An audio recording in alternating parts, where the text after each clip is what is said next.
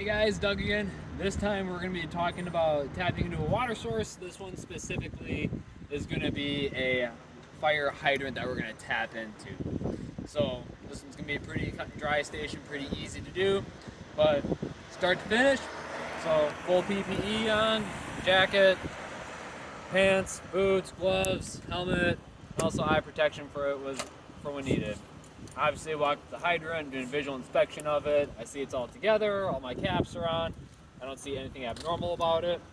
You're gonna have your equipment here, get your hydrant wrench, your gate valve, and your storage hydrant connection that you're gonna set up on everything here. First things first, if you want, you can always check, make sure that all your connections are snug. Don't have to check them all because obviously they're on, but if you want to, perfectly fine, you don't have to. Then I'm going to open up the 5-inch as my first one. Just going to go for the biggest one right away because especially when it comes to flushing, it's just going to go faster as well. I'm going to look inside it. I don't see any debris, nothing abnormal, nothing broken. Then I'm going to stand behind it. There's no discharge here. So when I open this hydrant, in case these blow off, I'm safe. All the water is going to go that way. I'm going to try to time this for a vehicle going by on the walker. So when you open it all the way.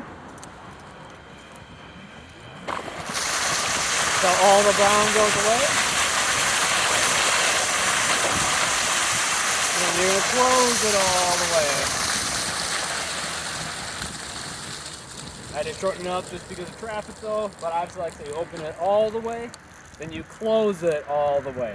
You open it all the way so that all the debris can get out. In case the water is still nasty looking, gets all the nasty color out. And also because of the weep holes under the ground, depending if the hydrants have a weep hole or not, we don't know until we check for it. But in case there is, that's why you do it all the way open and all the way closed. So, okay, I flushed it, had clean water. Now I can start assembling this stuff. Start with my hydrant connection. Because I already have my large discharge open.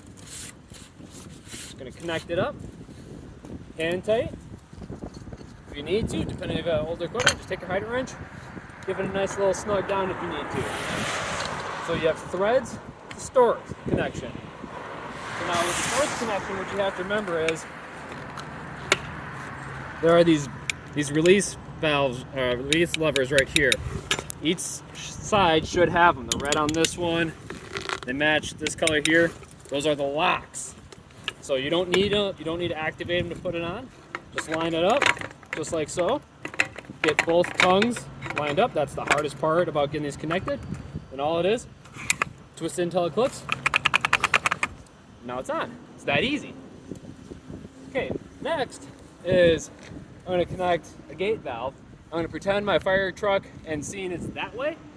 So I'm going to go on the opposite side of my scene for it.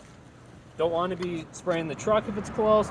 Don't want to be getting the work zone full of water or ice, depending on the time of year, or flushing stuff in a direction that people are going to be working in. Taking the 2.5 off. Getting that out of the way.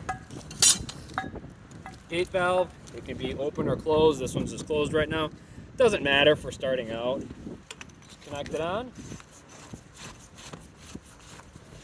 Now I know that this gate valve is too tall if I have it upright, such as if I had my hydrant wrench on here and I try to turn it on, I'm just gonna hit this. So easy fix, just turn it off to the side. That's it. If you need to, you can snug it down with your hydrant wrench. Do a nice little bite, snug it up, that's about it. And again, you can test its operation right here if you want.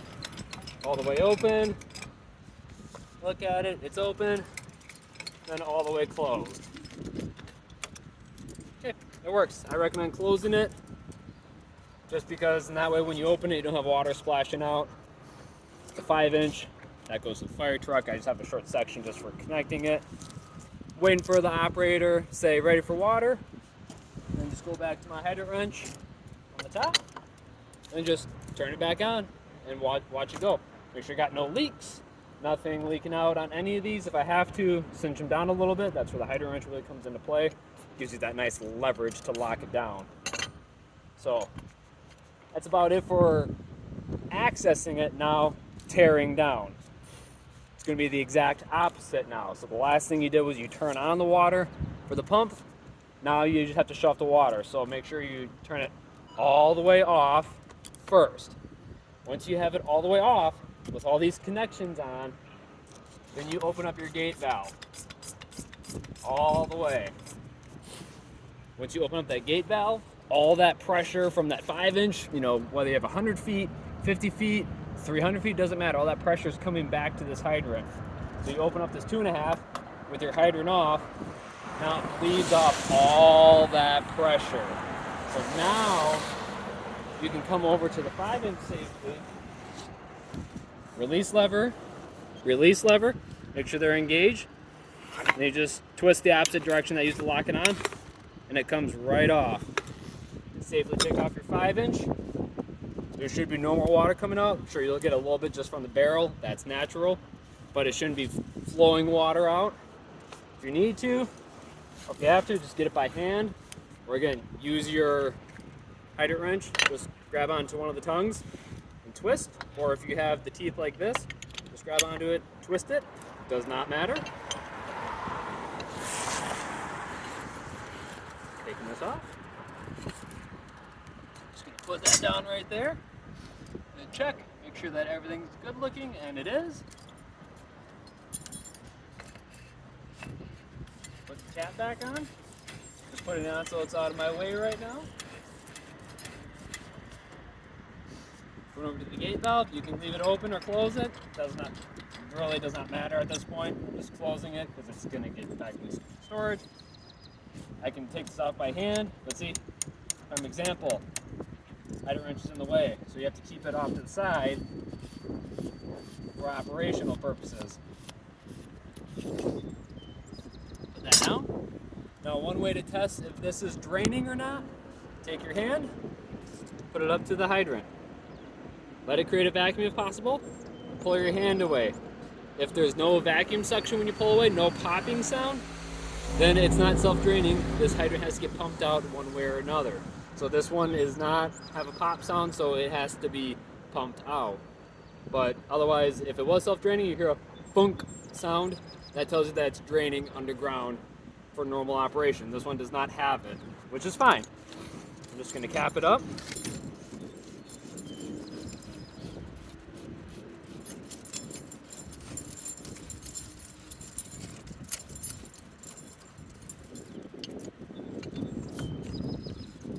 Cinch it down with your hydrant wrench. Doesn't have to be super duper tight.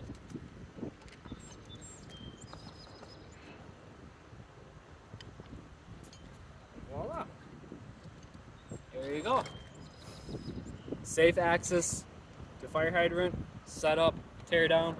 Just don't forget that on your storage you have these releases. Sometimes on the hose they don't have the releases, but usually on the appliances like this or on the fire trucks they do have the releases. So if you're not able to get it off, or it just doesn't seem like it's unlocked, well, it's probably still locked down because of that. And it's just a nice little quarter turn from here to here. That's all it is, nothing too long or too big. So, and also don't forget, eye protection is appropriate. I didn't have mine down, I was supposed to, but mine are really dirty right now, so I gotta clean them so I can see better. Don't forget all appropriate PPE. So other than that, that's about it.